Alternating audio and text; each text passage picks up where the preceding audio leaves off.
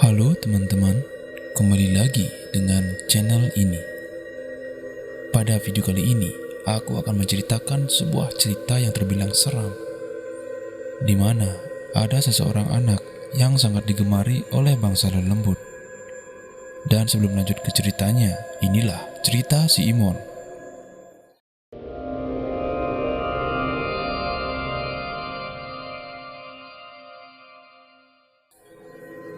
Seorang ibu muda yang terbilang umurnya masih 28 tahun, tinggal di sebuah daerah yang berinisial K. Untuk nama ibu ini bisa kita sebut dengan nama Bu Rini. Dan Bu Rini ini kebetulan sudah memiliki anak yang masih balita. Anak itu laki-laki. Biasanya, Ibu Rini ini tinggal bersama anaknya di rumah dan suaminya bekerja sebagai kuli bangunan. Bu Rini sudah biasa meninggalkan anaknya ke dapur dan memasak makanan untuk suaminya nanti saat ia pulang. Akan tetapi, suatu ketika, Ibu Rini ini mendapatkan kejadian yang tidak terduga.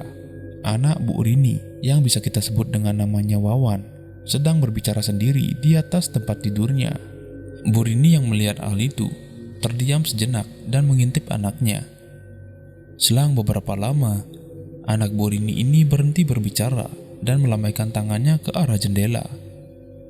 Karena posisi dari rumah Bu Rini ini tepat di depan semak yang berlukar.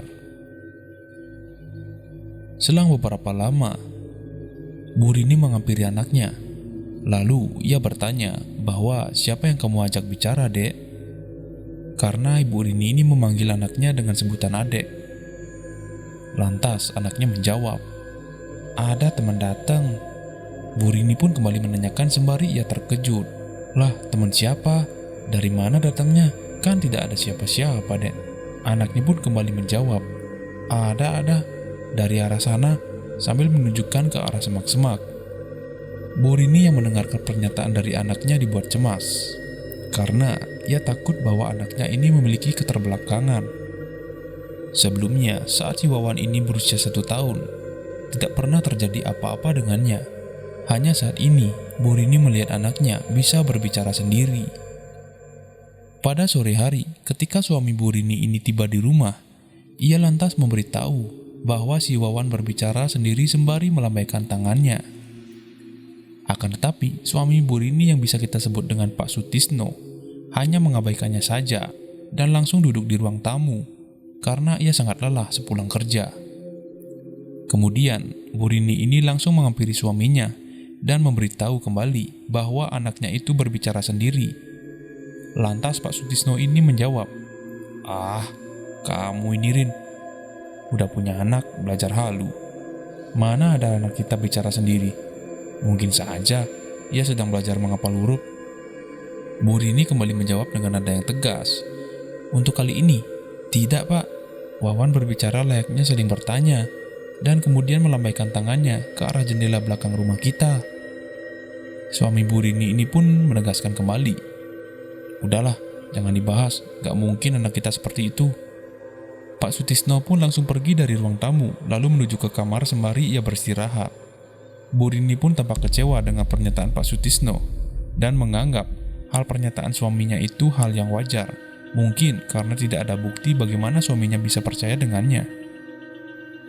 Kemudian, singkat cerita, saat keesokan harinya, pada siang hari, Bu Rini ini mengajak anaknya untuk diajak makan siang, dan ia tampak kaget bahwa anaknya tidak ada di kamar.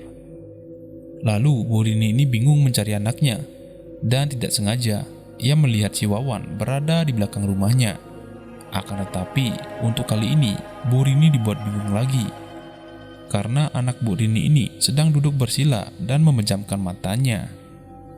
Lalu, dengan rasa cemas dan takut, Bu Rini ini langsung menghampirinya dan bergegas mengambil si Wawan, kemudian menggendongnya. Secara sadar, Wawan pun kaget. Kemudian Bu Rini membawa anaknya ke rumahnya, dan dengan wajah cemberut, Wawan menunjuk semak-semak di belakang rumahnya. Sesampainya di rumah, Bu Rini pun langsung bertanya ke Wawan, "Adek tadi ngapain di belakang rumah?" Wawan pun menjawab, "Ada teman-teman di sana. Adek diajak main." Bu Rini yang mendengarkan hal itu tampak ketakutan dan segera menelpon suaminya yang sedang bekerja. Anak kita, Pak. Dia seperti kemarin lagi. Apalagi sih, Bu? Anak kita loh normal-normal aja, jawab bapak. Lantas Ibu Rini pun menjawab lagi. Bener, Pak. Barusan ibu melihat lagi. Anak kita diam di belakang rumah, lalu ngomong sendiri. Kemudian Pak Sutisno pun mulai menjawab. Lah, waktu aku di rumah kenapa dia nggak seperti itu? Ibu Rini pun kembali menjawab, mana aku tahu, Pak. Dan Pak Sutisno langsung mematikan telepon. Kemudian, karena bermodalkan rasa cemas, Bu Rini ini mulai mengajak si Wawan ke kamar lalu menidurkannya. Selang beberapa lama, saat si Wawan sudah mulai tidur, Ibu Rini ini langsung keluar kamar dan membereskan pekerjaan rumahnya. Kemudian saat beberapa jam, Ibu Rini dengan tidak sengaja mendengar anaknya tertawa tanpa sebab. Lantas, Bu Rini pun kembali mempergoki anaknya itu dengan mengintip di jendela kamar. Lalu ia melihat anaknya tertawa dan menatap ke arah ke atas dari tempat tidurnya. Saat Ibu Rini membuka pintu, anaknya pun terkejut. Lantas, Bu Rini ini duduk di sebelah Wawan dan menanyakan, Adek, minggu-minggu ini kok kamu tampak aneh, seperti tidak biasanya? Wawan pun menjawab, ada teman banyak di sini, Bu. Wawan diajak main. Teman-temannya datang dari sana dan kumpul di sini. Bu Rini pun tampak takut dan bertanya lagi, apa benar di rumah ini ada yang kamu lihat, Dek? Iya, Bu. Aku melihat ada yang rambutnya panjang kayak ibu. Ada juga yang gendut tetapi tubuhnya pendek. Dia sering berada di depan pintu liatin aku. Bu Rini pun cemas dengan pernyataan anaknya. Kemudian, ia mencoba mencari cara agar anak Bu Rini ini tidak seperti itu lagi. Dengan mendapatkan informasi dari temannya, Ibu Rini langsung mencoba pergi ke suatu tempat dengan sendirinya pada sore hari. Lalu menemui seorang penekun spiritual yang bisa disebut dengan Mas Jaka. Tujuannya untuk menanyakan hal yang dialami oleh anaknya. Saat ia tiba di sana, Bu Rini pun bertemu dengan orang itu dan mulai menjelaskan masalah yang dialami anaknya. Untuk bisa membantu Bu Rini, Mas Jaka siap diajak ke rumah Bu Rini untuk bertemu dengan Wawan dan melihat langsung keadaan rumahnya. Singkat cerita, saat mereka sudah sampai di sana, seorang spiritual itu pun langsung memegang kepala si Wawan dan langsung menerawang apa yang terjadi dengannya. Dan benar saja, saat ia menerawangnya, ia melihat bahwa Wawan ini banyak memiliki pengikut sosok gaib, mulai dari sosok yang menyeramkan hingga menyerupai anak-anak. Kemudian Mas Jaka menyuruh Wawan untuk diruat, agar Wawan tidak bisa berteman maupun melihat makhluk astral lagi. Akan tetapi, Mas Jaka ini menawarkan jasa peruatan dengan biaya yang lumayan mahal. Kemudian Ibu Rini ini tidak mau berpikir panjang lagi dan langsung menyetujuinya agar anaknya selamat. Kemudian selang beberapa lama, datanglah Pak Sutisno, suami dari Bu Rini ini, dan ia sangat bingung karena ada orang asing di rumahnya dan menanyakan, Bu, ini siapa? Mengapa ibu sengaja mengajak orang asing masuk ke rumah kita? Dan ibu pun menjawab, gini Pak, aku sangat khawatir dengan anak kita ke depannya. Aku ingin anak kita selamat. Jadi aku mencoba mendatangkan seorang penekun spiritual untuk mengecek anak kita. Kemudian Mas Jaka, seorang penekun spiritual itu, langsung memotong pembicaraan mereka. Gini Pak, kedatangan saya kemari dimintai bantuan untuk mengecek anak Bapak serta rumah ini. Karena anak Bapak saya terawang memang memiliki penglihatan indera keenam dan ini sepertinya dalam keadaan bahaya. Jadi agar tidak terjadi hal aneh ataupun hal yang tidak diinginkan, maka saya menawarkan kepada istri Bapak untuk meruat anak ini. Dan Bapak pun bersikukuh lalu menjawab tidak. Aku tidak percaya tentang hal itu, apalagi urusan gaib. Aku saja tidak pernah melihat anakku seperti yang Bapak ceritakan. Lalu Ibu Rini pun menjawab, oh, jadi Bapak tidak ingin anak kita selamat? Kemudian Pak Sutisno pun menjawab lagi, bukan masalah keselamatan, Bu. Aku tidak percaya mengenai hal gaib dan juga kondisi anak kita sekarang. Masa anak sehat-sehat Ibu bilang aneh? Gimana sih? Dengan pernyataan Pak Sutisno, Ibu Rini pun dibuat kecewa. Kemudian Ibu Rini memberi jawaban sekali lagi. Baiklah kalau gitu Pak, jika Bapak tidak suka anak kita selamat ke depannya, aku bakal pergi. Kemudian Ibu Rini pun langsung pergi dari rumahnya dan membereskan barang-barangnya. Dengan kejadian itu, Bu Rini kecewa dan memutuskan untuk pergi dari rumah. Kemudian ia memilih untuk pulang ke rumah ibunya. Itu disebabkan bahwa adanya perbedaan pendapat dengan suaminya. Lalu tinggallah si Wawan dengan ayahnya. Saat 2 bulan berlalu, seorang Pak Sutisno mulai merasa sangat lelah karena beban yang dipikulnya, mulai dari mengurusi si Wawan, dari mengantarkan ia sekolah hingga permisi dari tempat kerja untuk menjemput si Wawan dari sekolah. Hingga suatu saat, pada sore hari, ketika hari sudah mulai agak gelap, si Wawan mulai gelisah karena ayahnya belum pulang, dan ia pun menunggu ayahnya di teras rumah. Kemudian tidak sengaja si Wawan ini melihat ada seorang anak kecil dengan perawakan sangat pucat, lalu di bagian kepalanya berlumuran darah, dengan posisi berdiri di depan pohon seberang rumah Wawan.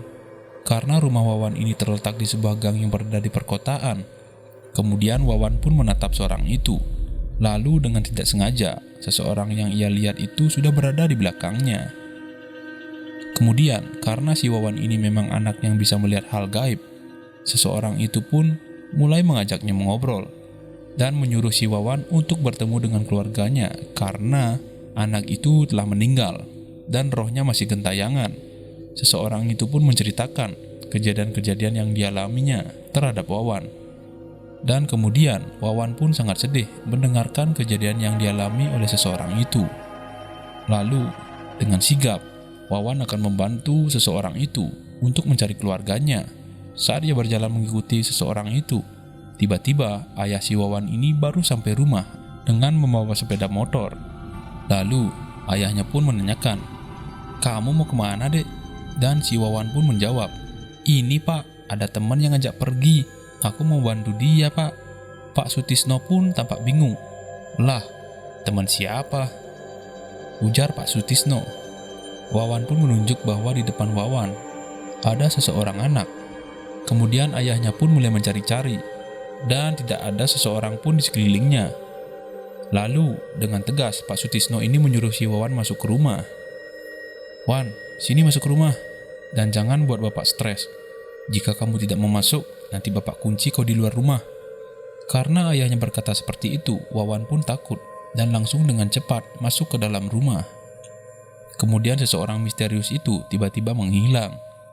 Sesampainya di kamar, Wawan pun mulai dimarahi oleh ayahnya. Dan ayahnya juga membenarkan apa yang diberitahu oleh istrinya selama ini, bahwa si Wawan ini memang orangnya aneh. Wawan yang mendengarkan hal itu tampak sedih, lalu ia pun hanya diam saja dan mengusap air matanya. Saat keesokan harinya, Pak Sutisno libur bekerja. Kemudian ia mencoba menghubungi istrinya lagi dan meminta maaf bahwa ialah yang keliru dan tidak bisa menjaga anaknya. Kemudian Pak Sutisno ini menjelaskan kejadian yang dilihat olehnya kemarin.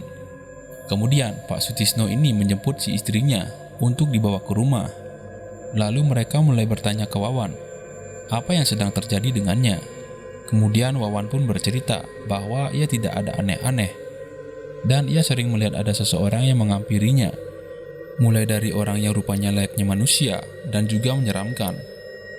Akan tetapi Wawan tidak sama sekali takut, bahkan makhluk itu sudah dianggap teman olehnya.